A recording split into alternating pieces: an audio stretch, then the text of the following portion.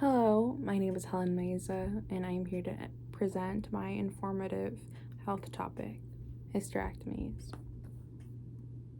So, my purpose for this presentation and this speech is to inform my audience about the causes of a hysterectomy, the post-operational care for hysterectomies, and the long-term effects of hysterectomies. My introduction talks about what an actual hysterectomy is, and a hysterectomy is the removal of a woman's uterus. It is an invasive procedure in which the uterus is removed, and depending on the hysterectomy, which I will later talk about, it can include other things.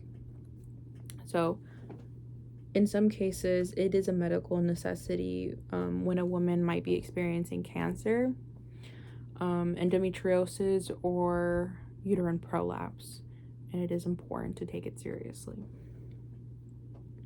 By increasing awareness as to why hysterectomies are performed, the necessary post-surgery care, and the potential side effects, we can better empathize with and assist women from various backgrounds who may face this challenging experience.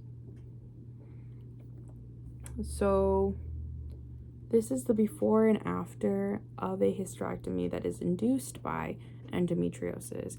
So this is the specific one. I wish I could zoom into it.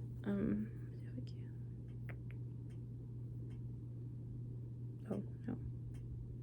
Oh. Okay, I can't zoom into it. But this is what endometriosis looks like compared to other things.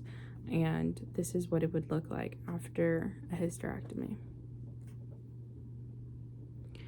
So, what is endometriosis? Endometriosis is when there is uterine glands and stroma tissues that are formed outside of the uterus. So, and this could lead to, the symptoms of it include chronic inflammation due to estrogen-dependent process, abdominal pain, and subfertility, which can significantly affect a woman's quality of life. And those symptoms can also affect other things that a woman might have, such as cancer or uterine prolapse, but each cause would depend on what is the actual medical diagnosis. So, how does one get checked for a hysterectomy or gets to see how their uterus is actually working? So, one can get a uterus imaging by an MRI machine, and this is what it would look like. Or they can get a pelvic exam. So if anything to a OBGYN or a gynecologist feels wrong, they will immediately know, and then they would conclude further research about it just to see what's really going on there. Types of hysterectomies. As I had previously mentioned, I would talk about this. So there are 3 types of hysterectomies. There are partial, total, and radical hysterectomies. So partial hysterectomies are also known as total hysterectomies.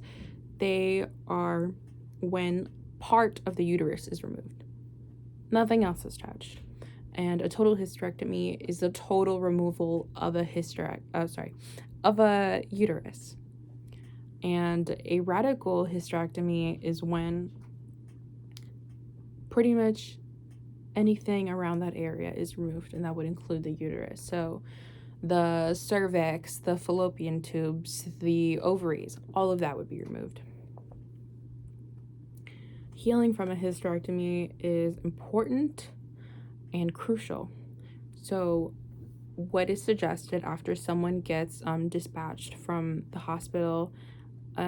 Rest, avoiding heavy lifting, and then refraining from sexual activity up to 8 weeks after surgery. I would also like to note that it is important to be consistent and mindful if one is dealing with someone who is going through a hysterectomy, or if one has undergone through this hysterectomy. It's important to be patient. It's important to be understanding about what a person can be going through, because surgery can really change a person. And if you have a little emotional support animal like she does here, it can also be really helpful. Possible long-term complications. So with just any surgery, they all have their risks, and hysterectomies are not an exception to this rule.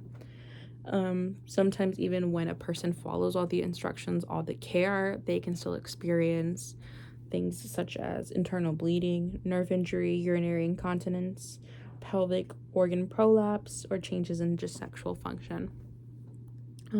These challenges highlight the importance of not only immediate post-operative care, but also the long-term effects that this procedure might have on one's health and well-being and quality of life. Because when you are done with your surgery, when you are doing your best to heal, and sometimes complications happen that can really get in the way, maybe of your own personal joy, your own personal feeling of your body, and sometimes even work or school. So a specific long-term effect that I would think is the most common when it comes to hysterectomies is urinary incontinence, but in this case, it's stress urinary incontinence. So this is when there is an involuntary sudden loss of urine due to an increased intra-abdominal pressure. The physical activities that provoke an SUI include laughing, sneezing, straining, coughing, and exercising.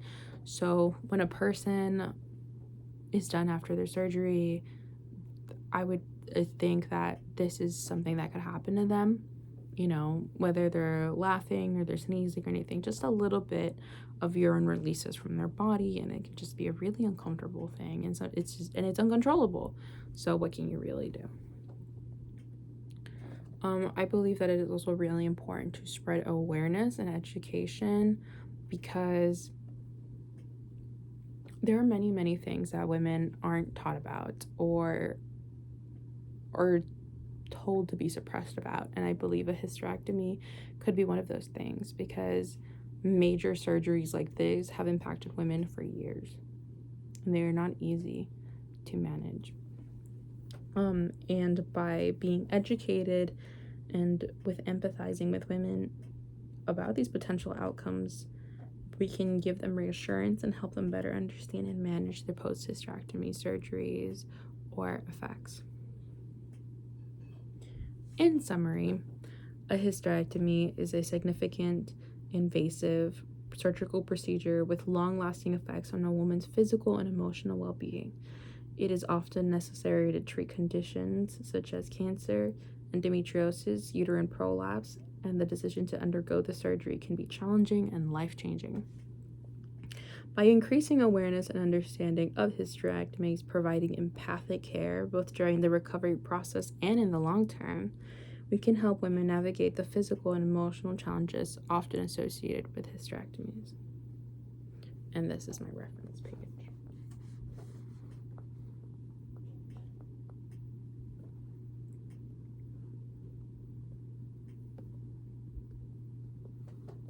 Thank you.